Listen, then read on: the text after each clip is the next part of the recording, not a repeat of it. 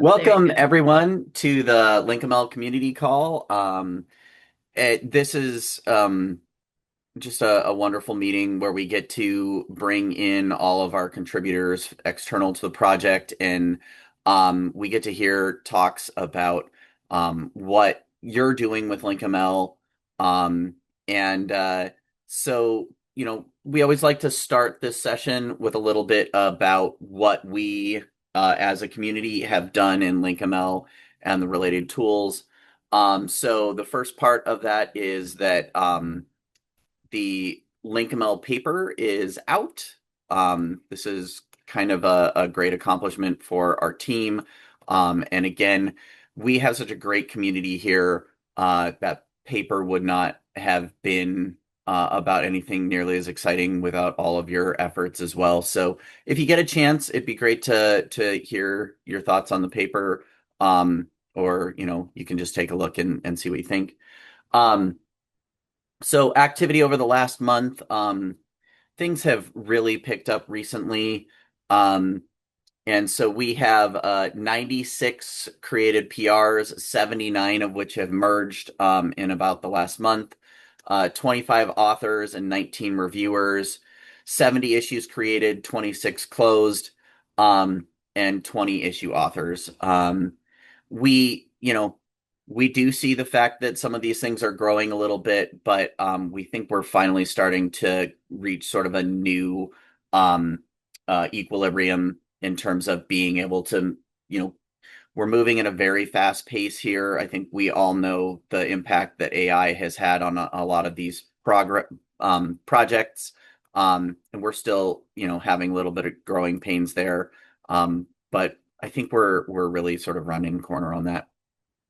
Also, 38 unique contributors. That is pretty exciting to me. So yeah, what a great community. Uh, so recently closed PRs. We had a shackle generator overhaul by a fairly new contributor to the group, JD Sika. I don't know if they're here today, but as you can see, fixed a lot of things in Shackle.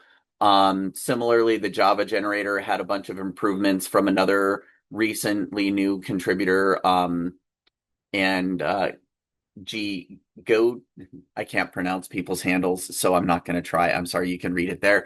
And then also some improvements on OWL, schema-aware delimiters, and some doc generator stuff. So also new open PRs from other people, some longtime contributors like Sylvanok and other newer ones that we'll be getting to soon.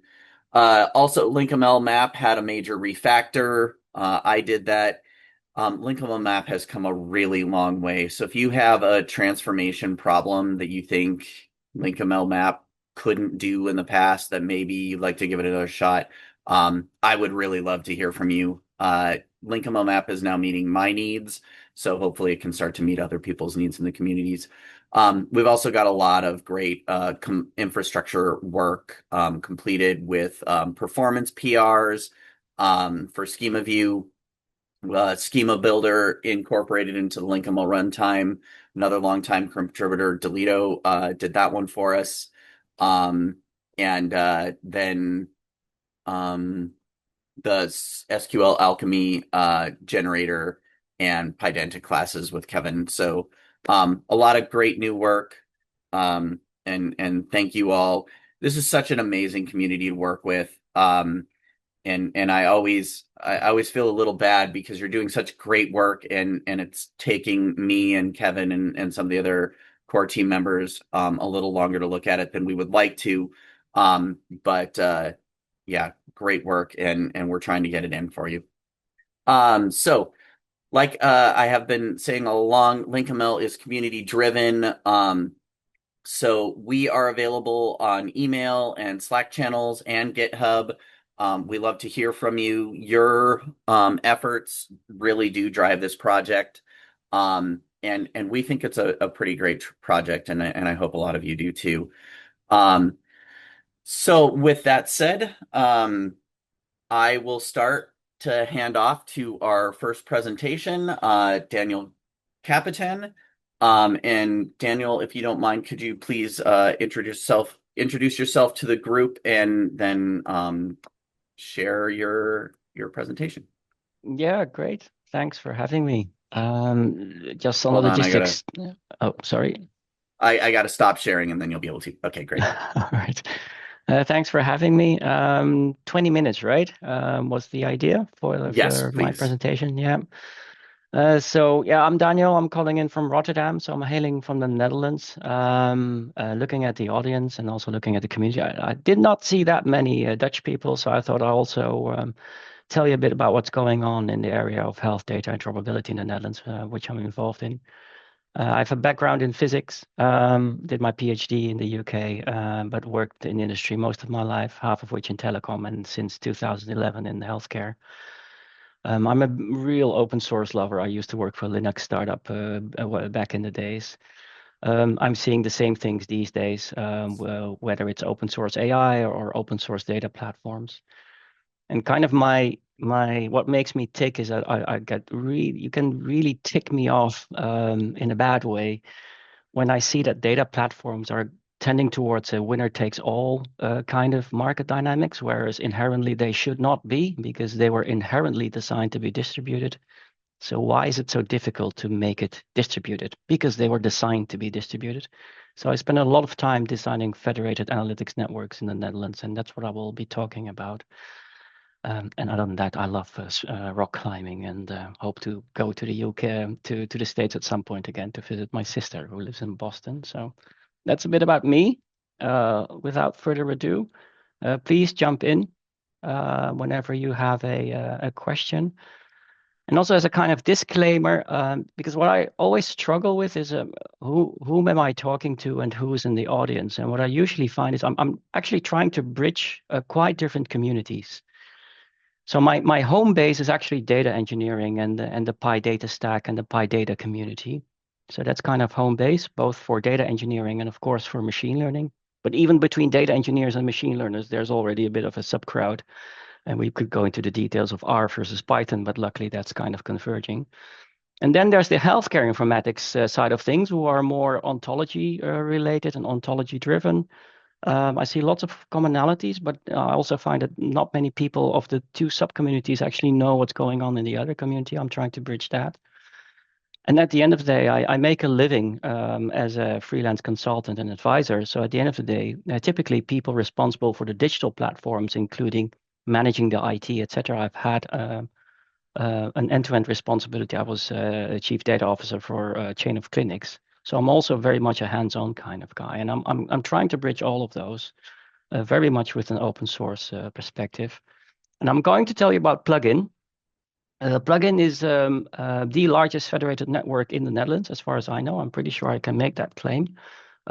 We have in the Netherlands, we have about 80 hospitals, and around 37 are at the moment are connected to our federated learning platform as an operational platform. So not as a research platform, because there's hundreds of research federated learning platforms, but this gets updated daily. We actually use it on a regular basis as part of some kind of primary process. So everything to do with operational hardening, that's what I spend most of my time on. It's a unique collaboration. My longstanding client is DHD, Dutch Hospital Data. They actually, by law, have the role to collect all the data from all Dutch hospitals and, for example, and feed that into the National Bureau of Statistics. They've been doing this for years. And as you can imagine, we need to update all that infrastructure given, all the challenges that we face, including the European health data space.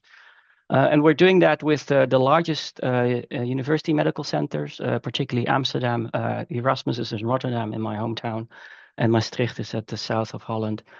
We have IKNL, the Dutch Cancer Registry, also a partner from day one, and Expertise Center Healthcare Algorithms, literally translated. And that's a kind of cooperative consisting of the smallest hospitals, kind of the 30 smallest hospitals, who often do not have the capacity and the manpower to build all these systems by themselves. So we all really try to bridge, from large till small. It's a big team, so I really want to, since these slides are going out there, many people have worked on this for over 3 years. And myself, together with Madhu, who's the program manager of Plugin, we've been at this for over 3 years now, kind of, stop and go. So this is my kind of geeky slide. Why is data interoperability so hard? It really need not be that hard. We have many standards, and why is it that these standards are just not applied in day-to-day data pipelines, in day-to-day ETL pipelines? It should not be that hard. I hail from telecom, and when the telecom industry was kind of liberated, we did so by imposing strict standards. And what I see, at least in the Europe, in the Dutch context, it's like to do that after the fact, which is always a bit more difficult. But here you are. So that's what I'm aiming for. And also as a kind of analogy, which I use a lot to make it also manageable for typically for C-level people and people who need to make the decisions on budgets. Think about why did the internet become so successful? And one perspective on that is the so-called hourglass model. It comes from systems engineering. And the basic idea is if you think of these systems in layers, which we usually do from software engineering, and think about the waste of the hourglass as being the limited, so be as sparse as possible as to which standards you apply or a kind of make mandatory. So in this case, it's TCP/IP. And this day and age, we could not imagine, everything runs over TCP/IP, but the upstream or downstream applications here at the top, they couldn't care less whether I'm connected via Wi-Fi or 5G, and the other way around. And that whole principle applies to TCP/IP, and it applies to the Linux operating system. So people from the Go Fair Foundation said, well, we should do the same thing, but then for data. So let there be a data station. And there are already quite a few conceptualizations of data stations, but that's actually one of my work. What constitutes a data station?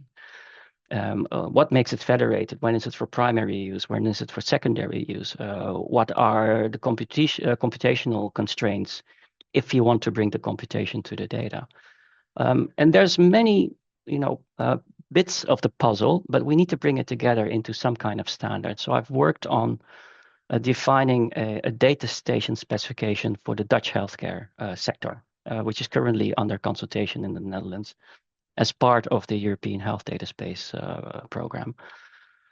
So that's where we all started. So 3 years ago, we just started and just quote unquote, we did not have all of this in mind. We kind of came to this.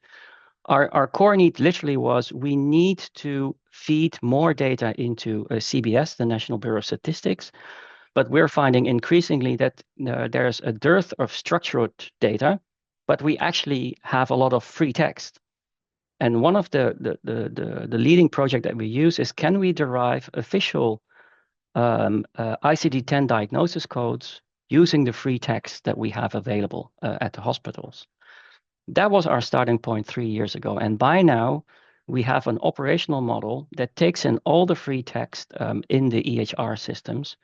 And we derive the ICD-10 code, very strictly monitored, that is also of sufficient quality to be used downstream for any type of research or policy at the National Bureau of Statistics.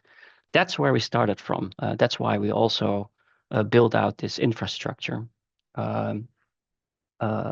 So we very much focus on secondary use of data with federated processing. And there's different types of federated processing.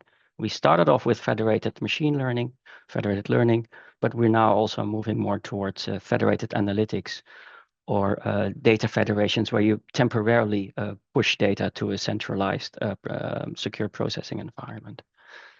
So how did we do it? We basically said the key things that we need to build are these data stations. So we now have 37 data stations. To give you an idea, it's just a Linux server. And that's why I'm so enthusiastic about what data engineering can bring. These days, you can process up to 10 terabytes on a single node machine that costs something like 5,000 euros. People just don't know. The open source libraries like Daxter or Polars or DuckDB are so mature, and we integrated that into a system which sits within the domain of the hospitals, We have all the security mechanisms around that. And from the federated processing hub, which is hosted at DHD, that's where we actually initiate and monitor all the federated computations that are done in the network. At the moment, we've done that for machine learning, but we're increasing the number of use cases. And thankfully, and this is kind of the bridge towards the LinkML community, I did this work also part of HealthRI, who were responsible for kind of coordinating all this design work for the Netherlands. And thankfully, we kind of see a healthcare convergence going on between HL7 Fire, OMOP, and OpenEHR. There's already a handful of international projects, all open source and community driven, to do these kind of standardized mappings. But also in the Netherlands, we have our own medication coding system, which is a pain, but there you go. So at least we're kind of converging and the technologies are mature. But my pain point was, how am I going to manage all of these? Because I have all these CSV files sitting about with different version controls, et cetera, et cetera. That was a kind of my trigger. So basically, how can we generalize this such that we can extend the functionality of plugin? So we want to use plugin for data exchange so that you temporarily push data from a data station to a secure research environment, particularly for vertically partitioned data. We want to use it for federated learning, which was the initial use case.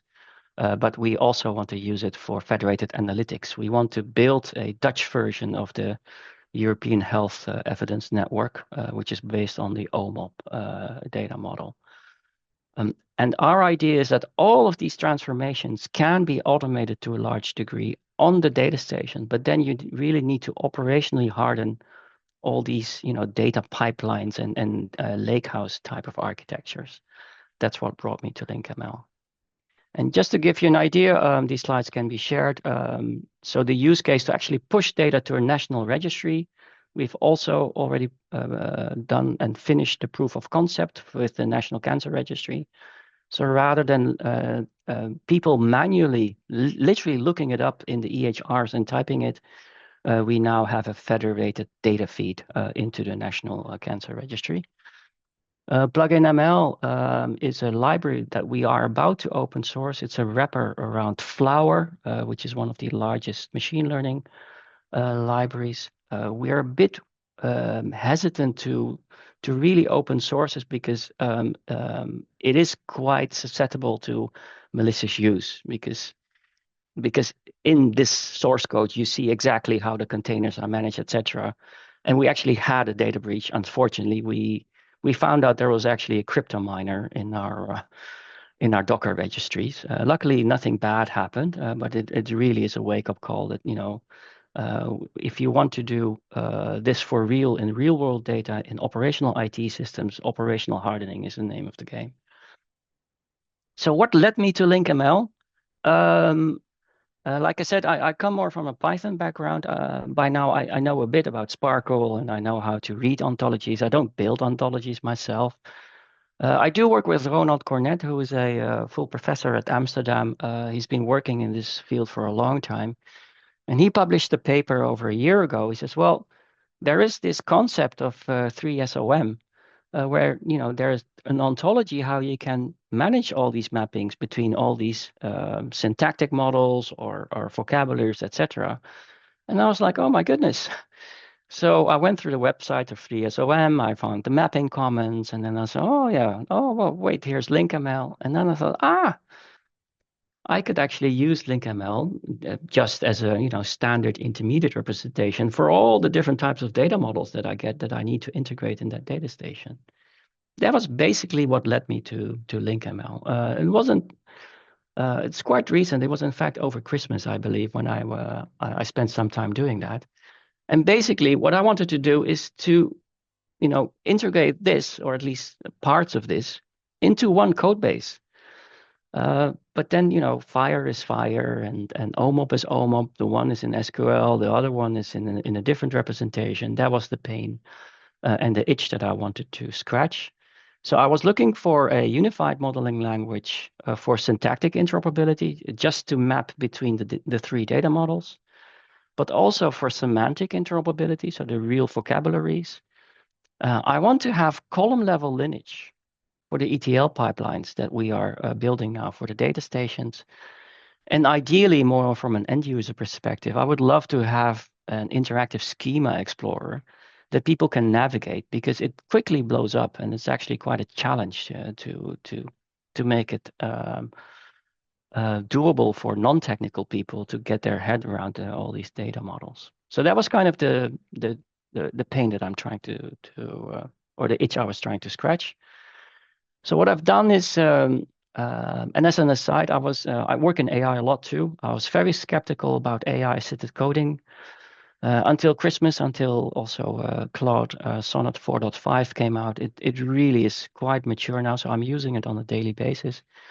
So please bear with me. All these three projects were heavily vibe coded. I'm also trying to optimize my workflow that I have different agents checking it, but it's still very rough. But my basic idea is plug in Rosetta. If I take all these international projects, each with different representations, but in theory, all the content should be there, could I just integrate that? And the question is, yes, you can. So this is, most of this is just vibe coded. I think this took me 4 hours, and just one out of this, this triangle. I was just trying to focus on the fire to OMOP mapping in an accessible way.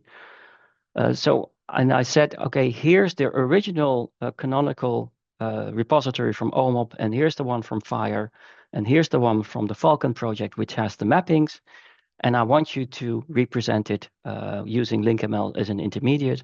And I want you to generate a sensical documentation website that I can use, for non-technical people. And it spits out this, and I was really, really glad. Because it immediately said, oh, yeah, this is how you do it. But it also said, yeah, the mappings are incomplete. So I know this from OMOP. The concept IDs really is a thing that you have to, build into your ETL properly. But at least I know, okay, these are the standard mappings. These are the easy parts. At least we now have a stepping stone to take it up from here. So that's plugin Rosetta. Like I said, it's very early days yet. I would ideally like to integrate a lot of the vocabularies. For example, sorry, where am I?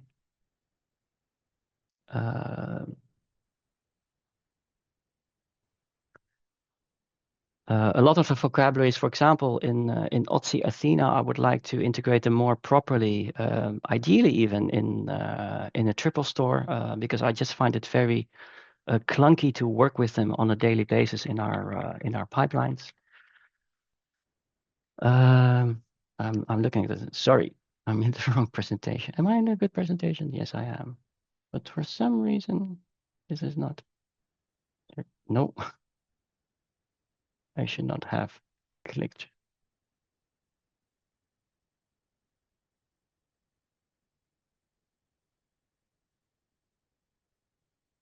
Yes. No, don't do that. Yes. Sorry about that.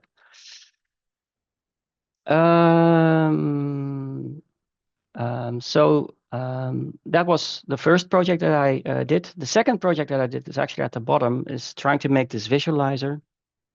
I went through the different visualization and ERD visualizations that were advertised on the LinkML website. I did not find anyone that kind of scratched my itch. And then I went for a search. I have worked with Svelte in the past as one of the JavaScript libraries, and I found that Svelte Flow as a kind of alternative to React Flow is actually a very mature library. So I kind of built that one, which is this. Again, like I said, it's very rough. But literally what this thing does, I've set it on the default on OMOP. It consumes any LinkML schema, even nested LinkML schemas. And I can just now, search for thingamies. I can load schemas.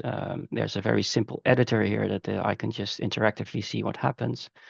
And I was trying to see whether for my current clients, whether this is doable or not. The first feedback I got is this is way too technical still. So it's very much still a techie thing. But I do like the way that LinkML is a good solid foundation, and tying it to Svelte flow was quite easy. I've never written JavaScript in Svelte, but I could read the code, and I think it's a robust solution that you can take even further. So that was the second part. The third part, in fact, is the most pressing one, and that's to have lineage in our ETL pipelines. So for those of you who don't come from the data engineering community, there's many so-called orchestrator engines like Airflow or Prefect or Daxter and Hamilton and most of them have some form of lineage. But the thing is, almost, if not all open source implementation of these orchestrators only provide table level lineage, and I want to have column level lineage. And for that, you need to have the versions, so that the challenge cycle. I tried to build that with LinkML. And as of last week, I actually backtracked because I found it very difficult to get it stable. In this case, I already have an extensive code base in dbt, and I don't want to, rewrite LinkML. I literally I want to harvest whatever is in the code, in the dbt models and in the SQL, and put that into LinkML, including all the mappings and how it goes from stage to stage. I got it working, but there were too many errors, and then Cloud Code generated all these regexes, and I'm like, oh no, this is going to be a nightmare. There's going to be errors in there, I'm sure. So I kind of backtracked, and someone else said, yeah, but have a look at Open Lineage, which is really, again, from a different community, which is a proper open specification for data lineage, which can actually consume known formats from these orchestrator engines like dbt and Snowflake and Databricks. So I actually backtracked. So in all honesty, I've fallen a bit out of love, at least for the Open Lineage bit, because Open Lineage got me to where I wanted a lot quicker. So it seems like at the moment, but I'm still exploring that. For really column level lineage, I will probably continue working with Open Lineage, and for the other things, I will probably use LinkML. So I think integrating schemas and vocabularies is very doable. To have one intermediate representation in LinkML, including the mappings and with the annotations, is really helpful. So I definitely want to continue working with that. Static column level lineage is slightly harder but doable. So this was still when I was doing my LinkML way. With Open Lineage, it actually runs out of the box. One of the things which I ran into is that Open Lineage also has dynamic lineage. So it's not just in build time, but also in runtime. It actually does reflections on the actual databases being created. And that can, and I think that's going to be quite hard to do that with LinkML. And finally, I could spend or waste, whatever way, which way you look at it, in making eye candy and making this LinkML viewer a bit nicer or interactive. But I'm still undecided, is it really worth it? I literally showed a couple of my clients, this is a very simple, straightforward static documentation website. And they said, that's more than enough. We don't need these fancy viewers because no one is going to look at it. So that's where I'm at. Yeah, so my findings, Open Lineage, in all honesty, that's what I'm probably going to stick to. One of the other challenges I still find, I have had a look at LinkML map, but that's still new to me. I have looked at many different mapping language. I was involved in the Fire mapping language and the Fire community, but there's tons of different mapping languages, and I'm trying to make sense between those. And also, what's a good user interface to navigate densely linked vocabularies? So imagine that we do have the whole of Otzi Athena in a triple store. How do you make it accessible to non-technical people, but who do have domain knowledge? That's also something I'm trying to figure out. Um, you can follow us on Plugin Healthcare. It's all of the things that we can publish immediately. We do so. You can reach out to me there, and I will leave that for now. Thanks for your time.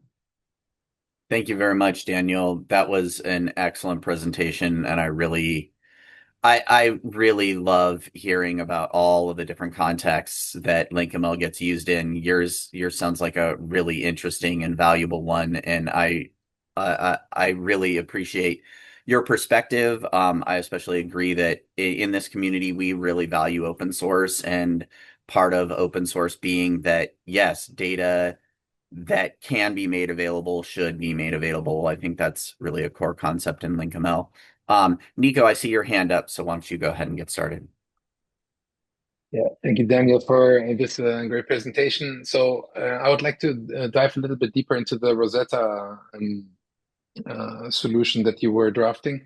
So let's say you have, let's say the OMOP data model exists in some kind of, I guess, SQL schema or some such in their raw form, or even just a Yep. bunch of documentation pages, and the Yep. file is specified. Maybe there is even an RDF serialization of it. I don't Yes. know. Yep. There is. Yeah.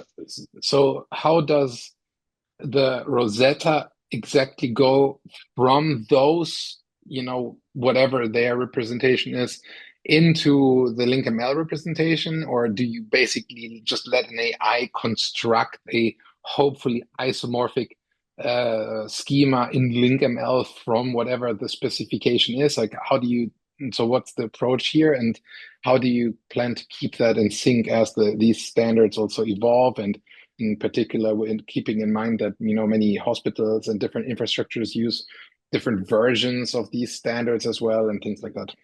Yeah, no, very good question. And also as a kind of disclaimer, this is really just, very early days yet, but the way I like to approach it.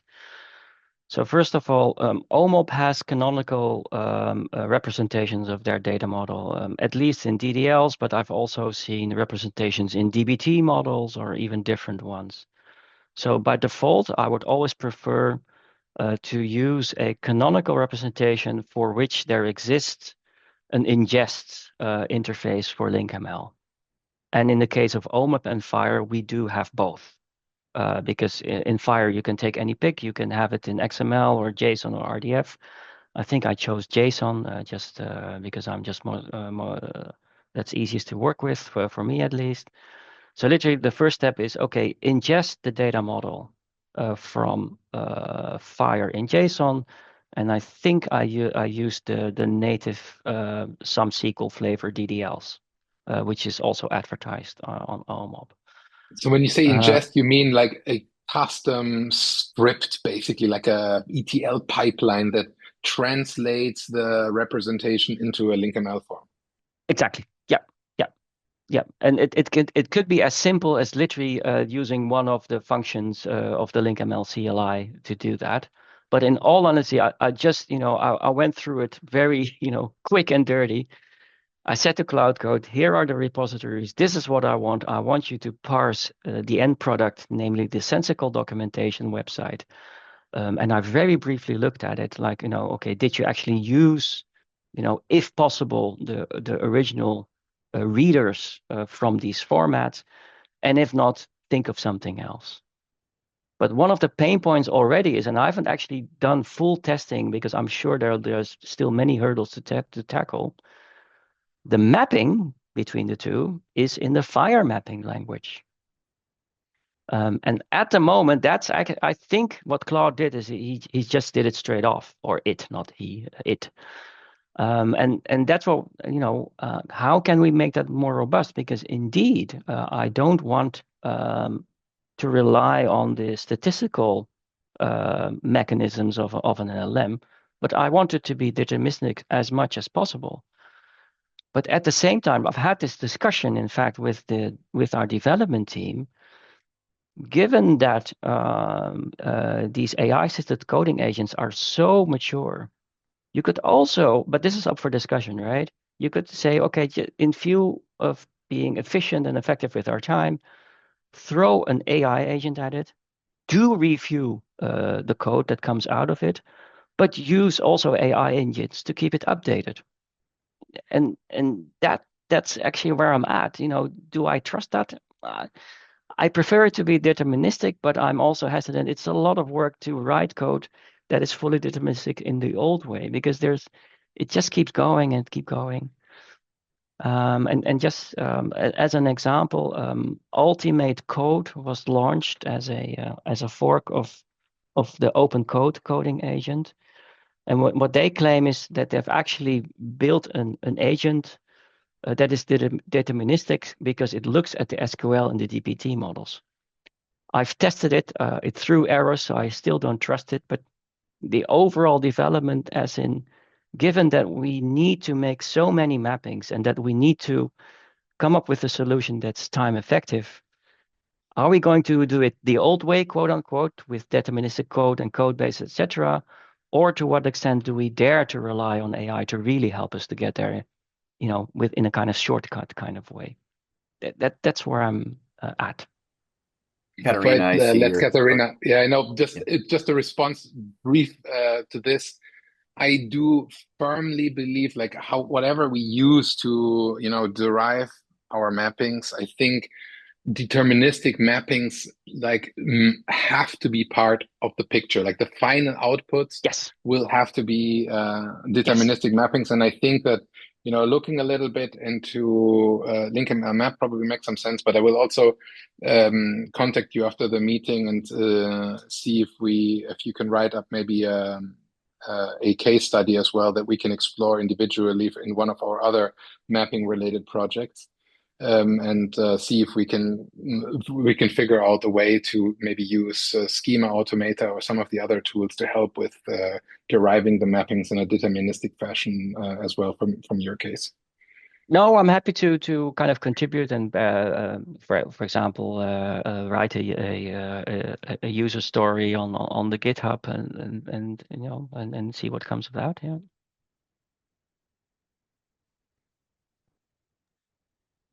Katerina? Hi, thank you so much for your presentation. I think your entity relationship diagram viewer is very useful for people, not the end users, but the people helping the end users, and also people teaching people to help the end users. Yeah. Because, like, for example, in the community I am in, that we need to train more people to be able to do some of the not the domain expert, but the people to bridge with the domain expert. And it's very hard. I mean, and entity relationship diagrams do help a lot. Like really make a difference between people being able to do that work and not. So I think that is extremely, extremely helpful. So, but I agree, they are not good. My experience has been similar. Entity relationship diagrams are not appropriate for end users. So the domain expert still need help to go from there to something more. So we developed a viewer for our main model in light microscopy, and it's more like clicking. I mean, it's like what is overwhelming is seeing all at the same time. Yeah. I think what so somebody in the chat was saying, what is the problem with end users is that they see everything. The problem is really seeing it all at the same time. And then basically it's like when you see something too complex, your brain immediately says, okay, I don't want to about it. But so the way that we have started experimenting is to have something that clicks. So you click and open the complexity only of the part that you're interested. Exactly. Yeah. And but that I think it's a different question. They obviously have to be connected, but in other words, I don't think there is a universal viewer for all levels. I think there should be viewers for different levels. But definitely an entity relationship diagram, I am a big advocate. It does work for people that are either working with the domain expert, or have to learn how to understand the model more so that they can be working with domain experts. Yeah, and so I have various use cases in that case. So of people that I have learned it, and then I'm teaching other people of how to do it so that I can be the bridge. No, I think I fully agree with you. And it's just also part of this work was also part of my other kind of experiments to figure out, how much do I trust all these AI coding? Most of my work is in architecture, so data architectures and systems architecture. So I think I have a fair understanding about what are robust frameworks, and I steer Claude saying, no, don't use that framework, use Svelte, for example. And just haphazardly, I found that Svelte is so mature. I can actually compile it to have a desktop application in OS X and in Linux and in Windows. It's all the same code base. And I can actually understand that code base. I'm like, oh my goodness, can we leverage that? And perhaps as a community, build that together. And I just love tinkering with that and just to see how it works. But like I said, I can spend oodles of time, and there's so much other things to do as well.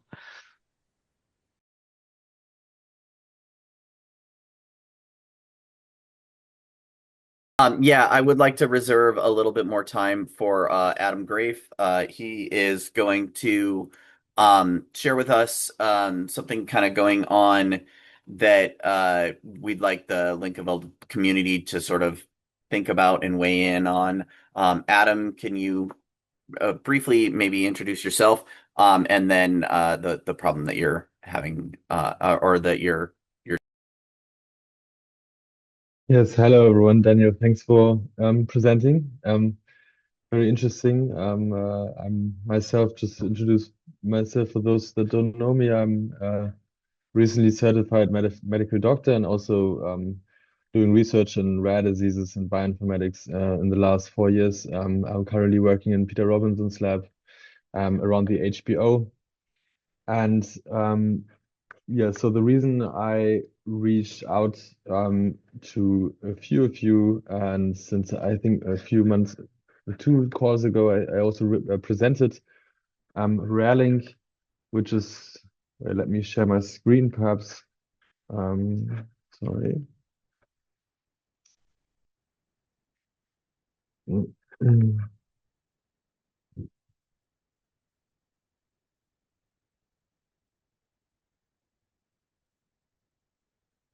Um, Yeah, which is basically RareLink, which is a REDCap based framework built on Python and LinkML, and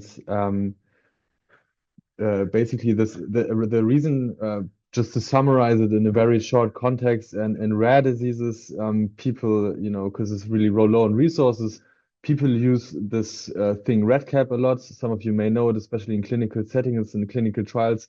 It has a lot of disadvantages. Daniel, as you also said, the Stargate, I think it was Stargate comparison. Why doesn't it all work together? REDCap is one of the reasons why it doesn't work together, because it's very, very bad. A lot. But the main reason why it's actually bad is because people that are using it don't know anything about interoperability, and they're not supposed to know it, because they're all clinicians and they're specialized experts.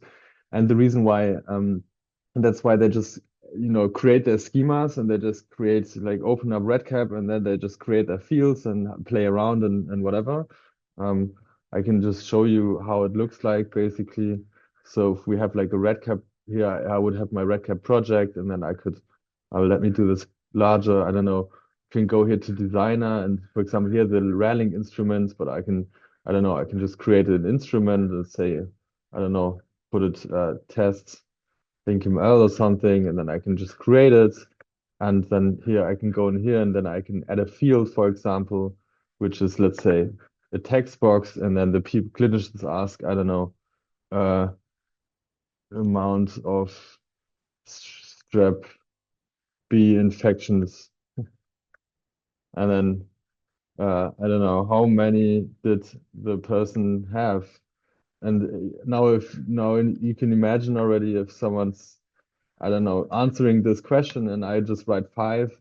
In the end, when we export the data, this kind of variable here, this field name will appear somewhere, and then for this record, we will have the number 5. But of course, there will have to be post editing, post structuring as always. And that's basically what happens in the rare disease realm. There are literally huge studies going on with thousands of centers and patients. And I think REDCap in general is being used, it's being used globally, um, where some, it's being used everywhere in the world, and where they export the data and then they have some SPSS statistics, some R statistics and whatever, but every time they need to redo it. And that's why we developed RareLink, and we implemented it across, we implemented it also in South Africa and Japan and Canada and in Germany for different kind of registries. And the whole point of it is here on the left is that we can now have some local registry side with some retrospective data and prospective data, and with you can manually capture data. You can also semi-automatically import data here. For example, as you mentioned, then you also here LinkML is being used or can be used, and then you can export that data to Pheno packets for analysis. Instantly with the command line interface. The command line interface interacts with the REDCap, so REDCap does have some interoperability tools. And for example, also just by usage, we can interact with it through an API, and we can also export that data to FHIR. Currently, this RareLink is mostly designed on this data model we developed, which is an ontology-driven model to harmonize FHIR and Pheno packets and also registry data sets. However, now, of course, as we already knew, of course, is that many many clinicians, many groups have disease-specific data sets. For example, where is it? I think, is it here? Yeah. For example, the people we are working with together is an inborn errors of immunity registry, where they have those kind of disease-specific fields. And we are getting more and more inquiries from many different disease-specific communities, which is why I'm starting to think like, okay, there must be, of course, a better way to generate this in a large scale, of course, because this REDCap thing, now let me show you this in detail. This REDCap data dictionaries, so extending this RareLink data dictionary, we extended it with this Canadian one, so this one here. And those data dictionaries, they always look essentially the same. They have some kind of, those are the columns. You have like a form name, section header. This is one which is just a variable name. So this is the one we assigned here, for example. This would be this one, and so on. And then you have the field label, you have the choices, you have the field nodes, you have some validation things here, branching logic, and I have some kind of field annotation that I defined myself as a kind of integrated repository for all the codes that we have with versions, with everything. And the idea was now that we have some kind of generalized LinkML package and also a Claude skill to generate those rare data dictionaries that always look the same, that have some kind of rules, and to be able to generate the Pheno packet mapping automatically, and then have this whole setup much faster. So the setting is that if we tell the clinicians, hey, those are the ontologies, encode your data in the way, please encode your data with using HBO, SNOMED, or whatever. The rules, for example, RareLink says we want the IRI identifier in the front, and then we want the colon in the back. And this is the only way RareLink allows a variable to look like. For example, in the value sets we have then, I don't know, where are some value sets? I don't know. This is, for example, HL7. This is how a value set looks like. This is from HL7 FHIR, for example. So it looks also the same. And the idea would be now that we have a kind of LinkML REDCap Python package, PyPy package that has like a meta schema structure of this data dictionary, that we have this RareLink CDM as a reference of how it should look like as a kind of rule to work with. Then we have a Claude skill that kind of inputs some domains specific, Excel sheet or YAML or whatever. And then we get as an output, we get a LinkML schema that looks like the RareLink CDM LinkML schema. And also on top, the data dictionary itself. And then also in the best case, also the phenopacket mapping, if it makes sense. And this way we then have for new disease specific data models for which I keep on getting inquiries. After the paper was published, we have those LinkML schemas with annotations, the ready to upload the data dictionary and also the mapping config work. And this is helpful because the RareLink engine, first of all, what it does is it converts the REDCap JSON, which is a really flat JSON, and it's really it's not very sustainable because it's very long for one thing you change into a LinkML JSON. So it's and using like the LinkML schema, and so that we have a nested LinkML thing which we can then use to generate those pheno packets to basically streamline this whole thing. And I already started also a little bit of vibe coding today, so nothing is finished. And this is also something I wanted to discuss with the LinkML community. First of all, if there's people interested in joining this, please, happy if people are interested in joining this. I think if we manage to do this really, really well and write this really, really well, the need in the rare disease community is huge, and we could even publish a small correspondence paper about this. And I drafted a PyPy package called LinkML REDCap, which then houses this YAML schema of REDCap. So if you can see here, this is what it looks like. Currently, it's just a sketch. But it's so that here we have the same slots and same classes for the columns basically of that REDCap data dictionary with a field label choices, and then you also have the rules embedded. And this is where I would need help or input from the LinkML community. What kind of things you can add to the schema to I don't know. I think I'm still scratching the surface of what's possible with LinkML. I feel like, so I think there's a lot to be improved. And the second thing is now that I also still with mostly vibe coded, I just wanted to see whether it works, is now this REDCap data dictionary skill, which I already drafted to start with, which has inside its asset, it has the RareLink CDM stuff to have as a reference, and then basically a workflow that has either we can use OntoGPT to get ontology encoding, or without it, or you just get if you have a data dictionary, get the phenopacket mapping. Yeah, so this is roughly the idea.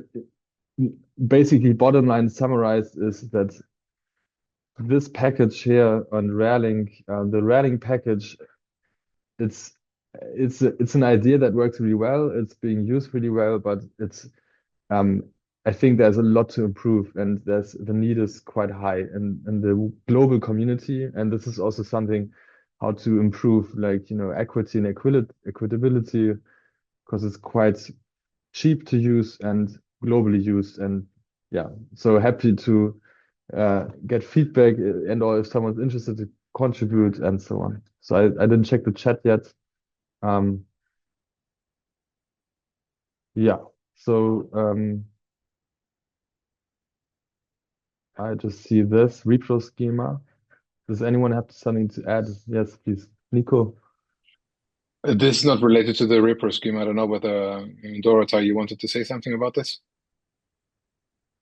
Yeah, I just want to point you to this. That was the project. I mean, it's been much older than LinkML, but that was like a similar idea that we wanted to use the protocols from REDCaps in more reproducible way, and also putting in UI. So the overall schema itself is now in LinkML, although the kind of library of many different protocols from REDCap is in JSON, and you can it's also version, etc. So you can take a look. Again, this was before LinkML and ChatGPT and LLM. So many of these things were a design using Python deterministic code, using the schema from REDCap and putting to our schema that and can be like later used. So the main schema is in LinkML right now, but the project itself it's a bit older. All right, thanks. Yeah, that's interesting. Thanks. But so you have a REDCap based LinkML schema already, or is it? So we built our own schema for like the questionnaires. Yeah. So with the protocols, questionnaires, etc. And Mhm. again, like we were using, we had some library of the REDCap protocols, and not only from REDCaps, because we sometimes had like different sources of the protocols, but we have some Python library that was again like like Python deterministic code to get from the Reaper schema, Mhm. from I'm sorry, from REDCap, what we want from Reaper schema. Yeah, so Oh, nice. That's that's what great. we. Thanks for sharing. This will be a great resource to check. Yeah, so maybe we can. I'm not the main contributor, like I'm like maintainers of this project, but I also work on this. So yeah, we can definitely chat, and I Yeah. will provide your links to my colleagues as well. Yeah, great. Thanks so much. Yeah, thank you. Thank you. We're a bit out of time. I just want to quickly comment on. Yeah, so I hope I saw this correctly that your use of Claude scales. By the way, I don't really find it super important whether it's a Claude scale. It's just like an agentic kind of pipeline, basically, that you use for inferring, hopefully, a deterministic system for extracting information from the source into your target representation like phenopackets. So I didn't understand exactly whether this was a runtime or a design time choice to use the Claude skill. But I just want to say, like in general, I also saw this in Daniel's presentation a bit, that my sense is that if we are using AI tools for these kinds of things, this should be really confined to design time. Like we want to have really well-defined, ideally declarative mappings between our resources that are always deterministic. I almost find it like a bit worrying that we have to use the word deterministic now every second word of our Mhm. presentation, which is something that previously was clear. If you have code, basically it's mostly supposed to work deterministically. But it's really important, I think, that we just don't start, like just because of convenience to build, runtime dependencies on agentic systems in these data interoperability pipelines. Yeah, That's all. yeah, 100% I agree. Yeah. I mean, the choice for Cloud Skill, I mean, it doesn't matter which agent it does, but the idea is that there's a lot of manual effort usually still, and to if you really do deterministically go narrow it down more and more and more and more, then there is a way that a lot can be covered by automatic creation, but yeah, we need to make sure with many examples and explanations that it does what we need it to do. Because so far it is still a lot of manual editing, which seems very repetitive, basically. Yeah, thanks for this. Yeah, great. Yeah, thanks for letting me share this short presentation, and yeah, reach out to me if anyone's happy or interested to join. I have this one question. Is it allowed? Can I simply publish a PyPy package called LinkML-REDCap? Um, because it seems like the LinkML stuff has kind of, you know, Let's ask it in the community Slack and we'll discuss it. I don't see why not, Yeah. but I also don't know the answer. okay, Yeah. thanks. And I just want to thank both you, Adam, and Daniel, for your presentations today. This was just amazing work to talk about, and really thank you so much for coming. Again, our community is really a joy to work with, and so we love to have you all here. Thank you. Thanks for having me. Yeah. Thank you.